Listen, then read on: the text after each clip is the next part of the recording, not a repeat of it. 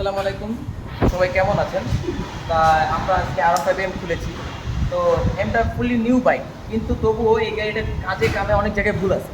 তা আমরা এটা যেরকম আমরা ডান দিয়ে দেখছি গাড়িটার ভাগতেছে না, গাড়ি মাইলেজ ইস্যু করতেছে, গাড়ি দৌড় নিচ্ছে।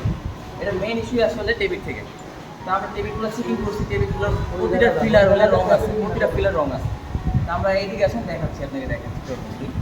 তো এটা একটা মাপ আছে আমাদের, এই দেখেন একটাও ঢুকছে না, প্রত্যেকটার পিলার চাপায় রাখছে, তার কারণে গাড়ি ভাগতেছে না, রেডি পিক আপ নাই গাড়িতে। এক একটার প্রত্যেকটার মাপ আছে কিন্তু। এইটারও একই অবস্থা, এক্সজস্টের একই অবস্থা, এবং কি আমরা ইনটেকটাও চেক দিব। হ্যাঁ,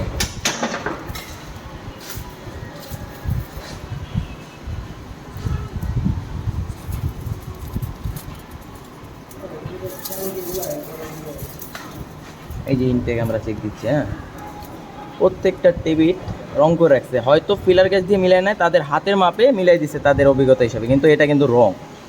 ঠিক আছে, এটা কিন্তু রং। তো এগুলো আমরা ঠিক করব।